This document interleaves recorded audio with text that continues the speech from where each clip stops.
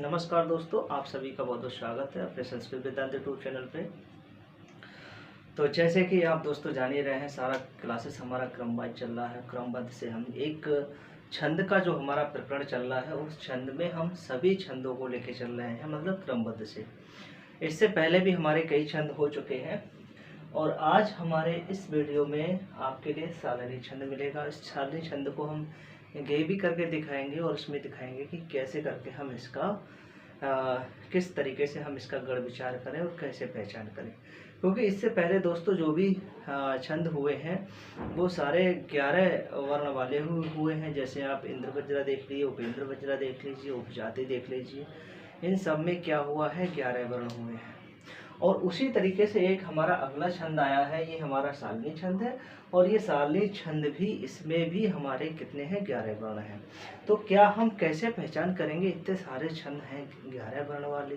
तो इनका दोस्तों एक ही फार्मूला है कि आप उसको गढ़ विचार अच्छे से जान रहे हैं तो आप अच्छे से निकाल सकते हैं। इसीलिए मैं पूरी तरीके से आपको गढ़ विचार के साथ समझाता हूँ। तो चलिए आज हम फिर से स्टार्ट करते हैं। यहाँ पे अपने सभी मित्रों के लिए लिंक को शेयर भी कर दीजिए करें। जो भी संस्कृत से तैयारी करने वाले हैं, जो भी रिलेशन में हो, जहाँ पे भी दूर दराज हो, आप सबके लिए लिंक को भेज दीजिए करें, जिससे कि सभी इसका अच्छे से लाभ उठा सकें। ठीक है, तो आज प्रारंभ करते हैं हम। सालनी छंद है। देखिए, सालनी छंद में हमने आपको गढ़ विचार भी यहाँ सीखना पड़ेगा कि क्या गढ़ विचार हमारा सही बैठ रहा है। तो सालनी छंद में सबसे पहले हम यहाँ जान लेते हैं वर्ण कितने होते हैं, 11। 11 ये क्या होते हैं, वर्ण। ठीक है, इसको जान लेते हैं। अब क्या 11 वर्णों को हम कैसे जाने, देखिए सबसे पहले तो हम जो लक्षण दिया हुआ है, यहाँ पे दिया है मातोह मातोह गौ छे सालनी वेद लोकई। तो यहाँ पे क्या मातोह गौ छे सालनी, यहाँ पे देखिए जो छालनी लिखा हुआ है, यहाँ पे छत संधि हो गई दोस्तों, संधि के कारण यहाँ पे छत हुआ है। तो कहा चेत, यहाँ ता था, तो कहा चेत सालनी वेद लोकई। अगर आप यहाँ से देख सकते हैं तो सबसे पहले आप इसके वर्णों को काउंट कर सकते हैं कि वर्ण कितने हैं। तो देखिए वर्णों को हम एक बार देखते हैं। 1 2 3 4 5 6 7 8 9 10 और 11, यानी कि हमने यहाँ तक 11 वर्ण गिने। इसका मतलब है कि इसमें 11 वर्ण हैं, क्योंकि इससे पहले भी जितने लक्षण थे सब में 11 थे। तो इसमें भी कितने आ रहे हैं, 11 ही आ रहे हैं। और 11 देखा हमने सही है, लेकिन सबके गढ़ विचार अलग थे दोस्तों। जब हम गढ़ विचार कर रहे थे तो उसमें सबके गढ़ अलग थे। अब इसमें भी गढ़ अलग अलग हैं। इसके गढ़ क्या है, देखिए एक तो सबसे पहले एक गढ़ ये बना हमारा, कौन सा, ये वाला, माँ वाला। तो माँ से अगर गढ़ बनाएंगे तो कौन सा बनता है, मगढ़ बनता है। उसके बाद में देखिए तौ है, यहाँ पे तौ दिया हुआ है। तौ से हम 2 गढ़ ले लेंगे, 2 से हम 2 गढ़ ले लेंगे तौ से। और तौ का मतलब है तगड़, तो हम तगड़ तगड़ 2 ले लेंगे। उसके बाद में देखिए यहाँ पे गौ आया है। गौ का मतलब है 2 गुरु ले लेंगे। क्या ले लेंगे, 2 गुरु ले लेंगे। और यहाँ पे क्या ले लेंगे, तगड़ तगड़, यानी कि 2 तगड़ ले लिए हमने। ठीक है, ये हमने 2 तगड़ ले लिए। और यहाँ से माँ से ले लेंगे मगड़। क्या ले लेंगे, मगड़। तो मगड़ तगड़ तगड़ और 2 गुरु। यहीं पे हम देख लेते कि यहीं से हम निकाल लेते हैं अपने 11 वर्णों को। क्योंकि देखिए गढ़ विचार में हम गढ़ देखते हैं तो एक गढ़ में कितने वर्ण होते हैं दोस्तों, 3 वर्ण होते हैं। उन 3 वर्णों में एक गढ़ बनता है। इसलिए यहाँ पे हमने देखा कि एक गढ़ ये है, एक ये है, एक ये, यानी कि 3 गढ़ एक हो गए तो 3 3 9 और 2 गुरु गुरु वर्ण हो गए तो 3 3 9 और 2 11, यानी कि 11 वर्ण हो गए। अगर आपने ध्यान दिया हो तो यहाँ से आप जैसे ही छंद को देखेंगे कि शालिनी छंद में, अगर आपको याद होगा कि मातो गौचे सालनी वेद लोकई, तो क्या वेद लोक से ही हम यहाँ से भी पहचान कर सकते हैं। जैसे यहाँ पे देख रहे हैं ये दिया हुआ है, ये देख रहे हैं ये वेद, ये वेद है। इसे क्या है, ये वेद दिया हुआ है। और वेदों की संख्या कितनी होती है, 4 होती है। वेदों की संख्या कितनी होती है, 4 होती है, ये ध्यान रखना। ठीक है, तो यहाँ पे वेदों की संख्या कितनी होती है, 4 होती है। दूसरा यहाँ पे देखिए लौकई लिखा हुआ है, यहाँ पे था लोक शब्द। क्या था, लोक, ये लोक है लिखा हुआ, लेकिन तृतीय बहुवचन के हिसाब से यहाँ लौकई हो गया, इसलिए ये लोक है। तो ये क्या है, ये लोक लिखा हुआ है और लोकों की संख्या कितनी है 7। वैसे तो लोग 14 होते हैं, 14 लोग होते हैं, 7 लोग ऊपर के होते हैं, 7 लोग नीचे के होते हैं, लेकिन यहाँ पर 7 लोगों को ही गिना है, 7 लोगों को ही गिना है। यहाँ कहने का मतलब ये है, अगर लक्षण को हम देखेंगे तो 4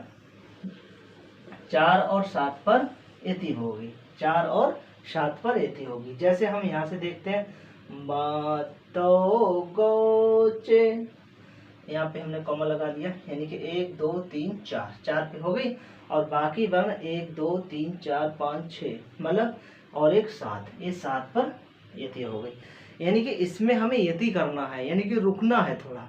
अभी तक हमने देखा था कि इससे पहले हम इंद्र वज्रा, उपेंद्र वज्रा, उपजाति पढ़ रहे थे तो वहाँ पे कोई यति आ रही थी, नहीं आ रही थी।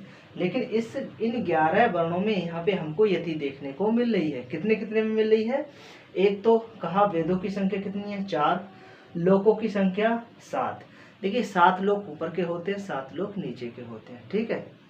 तो उनमें से हमने 7 लोगों को ग्रहण किया है, तो इसलिए 4 और 7 पर क्या होती है? यति होती है। इसको जान लीजिए। अब देखिए सबसे पहले हम इसी पे वर्ण मतलब गढ़ बनाएंगे कि क्या गढ़ हमारे सही है। तो सबसे पहले देखिए यहाँ पर लिखा हुआ है मगड़। क्या लिखा है? मगड़। आगे क्या लिखा है? तगड़। फिर क्या लिखा है? तगड़। अगर आप यह माता राज भान सलगा को जाने होंगे तो आप देखिए क्या होता है मातारा। माँ से मगड़ से क्या होता है? मातारा। तगड़ से क्या होता है? ताराज। तगड़ से क्या होता है? ताराज। और आगे क्या है? 2 गुरु हैं। क्या कहा? 2 गुरु हैं। 2 गुरु क्या है? आप ऐसे कर लीजिए। तो क्या अब आप इस पे लगा सकते हैं? अगर आप वर्णों को जान रहे होंगे तो मातारा पे लगाएंगे तो क्या होगा? गुरु गुरु गुरु। यहाँ देखेंगे गुरु गुरु लघु, गुरु गुरु लघु, और बाकी ये है ही है हमारे। तो ऐसे भी हम विचार कर लेंगे कि हमारे सबसे पहले क्या आएगा वर्ण में। तो अब यहाँ पर हम वही गढ़ विचार इसमें लगाएंगे। जो लक्षण है इस लक्षण में भी हम लक्षण को घटित करेंगे, इस लक्षण को भी इस लक्षण में घटित करेंगे। वो कैसे करेंगे? देखिए हमको क्या बनाना है? सबसे पहले मातारा बनाना है। तो आप जान ही रहे हैं यहाँ दीर्घ है, माँ आकारांत है, इसलिए यहाँ पे क्या हो गया? गुरु हो गया। और आगे भी ता था, वैसे भी हो जाता। यहाँ तौ है तो क्या हो गया? गुरु हो गया। यहाँ गौ है तो गुरु हो गया, यानी कि एक गढ़ ये बन गया। चे है, ए है, ए की मात्रा। ए हमेशा क्या होता है? स्वरांत जो है हमारा संयुक्त स्वर है और वो हमारा नित्य दीर्घ होता है, इसलिए यहाँ पे हमने क्या कर दिया? गुरु कर दिया। और साथ में आगे चा भी था, संयुक्त व्यंजन भी था, मतलब है यहाँ पर संयुक्त व्यंजन भी बन रहे हैं, मतलब यहाँ पर तो फिर भी लेकिन हो गया, यहाँ पर कर दिया गया क्योंकि यहाँ पे एक ही मात्रा है। फिर उसके बाद में देखिए छा है, गुरु हो गया। ली है, ये लघु हो गया, ठीक है। फिर देखिए नी है, गुरु हो गया। बे है, गुरु हो गया। दा है, लघु हो गया। उसके बाद में लोकई है तो आप गुरु गुरु ऐसे कर सकते हैं। तो ये आपका गढ़ विचार रहा। अब इसी गढ़ विचार को यदि आप चाहे मगड़ कह लीजिए, ये मगड़ है, तगड़ है, तगड़ है और 2 गुरु है। तो ये लक्षण पे भी लक्षण घटित हो गया। इसका मतलब है दोस्तों कि हमारा यहाँ पे लक्षण ठीक बैठा, और इस लक्षण पे भी लक्षण घटित होना, इसका मतलब है ये हमारा क्लियर है, इसमें कहीं पे कोई मिस्टेक नहीं है। और उसके बाद में देखिए यहाँ पर एक उदाहरण दिया है, और उदाहरण दिया हुआ है जो ये भी उदाहरण हमारा कहाँ से लिया गया है अगर आप जान रहे होंगे। वैसे बहुत प्रसिद्ध श्लोक है ये हमारा नीति शतकम से लिया गया है। भर्तृहरि द्वारा रचित जो ग्रंथ है नीति शतकम, जो एक मुक्तक काव्य है, उस काव्य से लिया गया है। वो भी परिशिष्ट से लिया गया है। परिशिष्ट में जाएंगे तो वहाँ पे आपको ये मिल जाएगा। आप अगर देखेंगे तो बहुत सारे छंदों का, जहाँ पर आप देखेंगे बहुत सारे छंद हमें कहाँ मिलेंगे? वो नीति शतकम। अगर आप नीति शतकम का बहुत अच्छे से अध्ययन करते हैं तो आपको मैं समझ रहा हूँ कोई छंद छूटेगा नहीं जो वहाँ पे मिल नहीं जाएगा, चाहे कोई सा भी छंद हुआ। तो देखिए यहाँ पर ये छंद है, इसको ही हम इस पे ध्वनि लेके आएंगे और इसी ध्वनि में हम गाएंगे, फिर हम इस पे मात्रा भी लगाएंगे। देखिए यहाँ पे लिखा हुआ, अगर हम गाएं तो कैसे करके गाते हैं। चलिए प्रारंभ करते हैं। मातो गोचे सालनी वेद लोकै मातो गोचे सालनी वेद लोकै मातो गोचे सालनी वेद लोकै मातो गोचे सालनी वेद लोकै। अब देखिए यहाँ पे हम इसको गाएंगे, इसी धुनी में हम इस उदाहरण को गाएंगे। एको देवा केशवोवा शिवोवा एकं मेत्रं भूपतिर्वा यतिर्वा एका भाषा पत्तनेवा बनेवा एका नारी सुंदरी बादरीवा मातो गोछे सालनी वेद लोकै। देखिए बहुत ही अच्छी धुनी है, अगर आप इसको गाएंगे तो बहुत अच्छा मज़ा आएगा गाने में भी, और इसकी धुनी को यहीं पे मिल जाता है। एक और है, एक छंद और आता है जहाँ पे राजाओं के 6 गुणों के बारे में वर्णन करा गया है। वो 6 गुण बताए गए हैं, उन 6 गुणों के बारे में बताया गया है। वो छंद कौन सा है? आज्ञा कीर्ति पालनम ब्राह्मणानां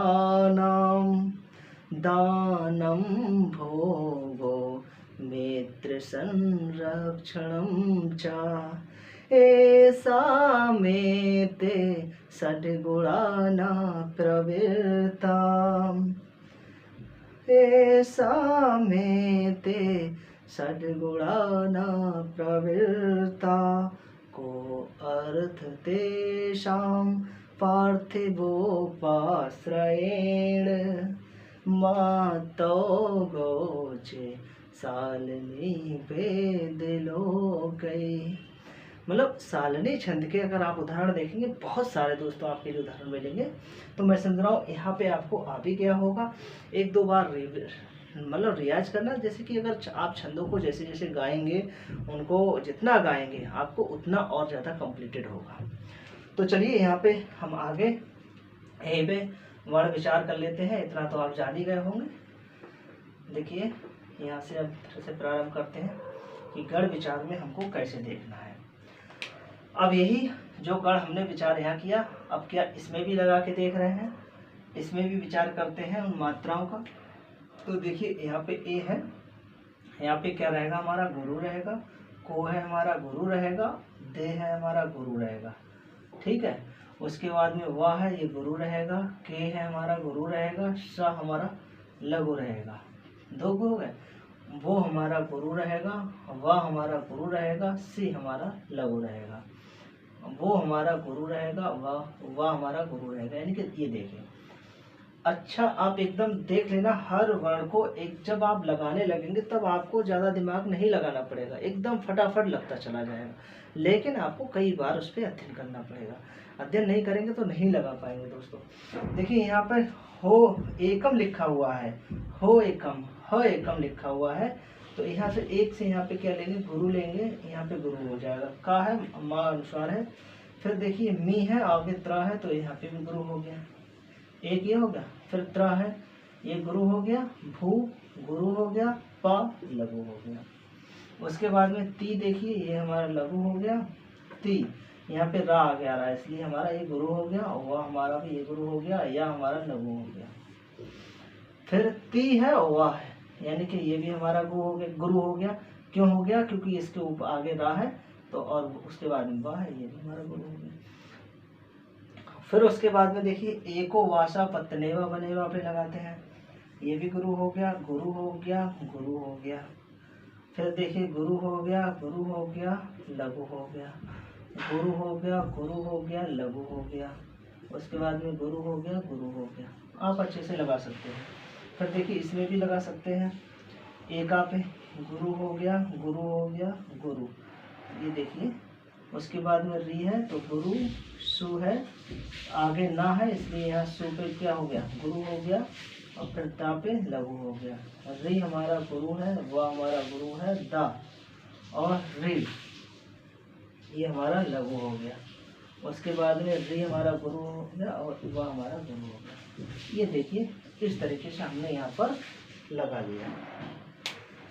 तो मैं आशा करता हूँ कि आपको अच्छे से समझ में भी आ गया होगा। सालनी छंद है, सालनी छंद पे अगर पूछा जाए कहाँ कहाँ पर यति होती है तो आपको यति के बारे में बताना है, यति कहाँ कहाँ होती है। तो यति हमारी 4 और 7 पर होती है। जैसे कि यहाँ पे देख सकते हैं आप, इसी लक्षण में भी देख सकते हैं। जैसे वेद, हमारे वेदों की संख्या कितनी है, 4 है, ऋग्वेद, यजुर्वेद, सामवेद और अथर्ववेद। उसके बाद में लोक की बात करें, चाहे आप अतल, वितल, सुतल, रसातल, तलातल, महाताल और पाताल कर सकते हैं। चाहे आप चाहे आप नीचे के 7 लोक ले सकते हैं, चाहे ऊपर के 7 लोक। यानी कि लोक तो हमारे 14 होते हैं, परंतु यहाँ पर 7 लोकों की चर्चा करी गई है, इसलिए लोकों की संख्या कितनी है, 7। तो 4 और 7 पर यति होती है।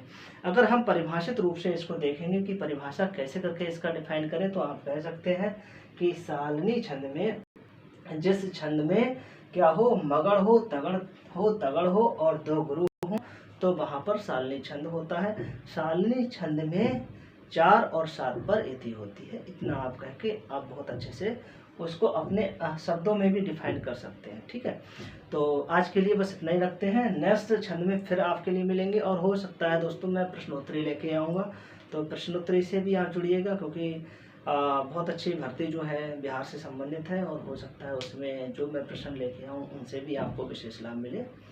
तो कमेंट बॉक्स में ज़रूर बताइएगा जितना भी आपको कैसा लग रहा है, और आपको कहाँ पे समझ में नहीं आ रहा है वो भी हमें बताइएगा, जिससे कि उसका भी आपके लिए एक्सप्लेन कर सकें। ठीक है, तो आज इतना ही रखते हैं, नेक्स्ट वीडियो में मिलते हैं, तब तक के लिए नमस्कार।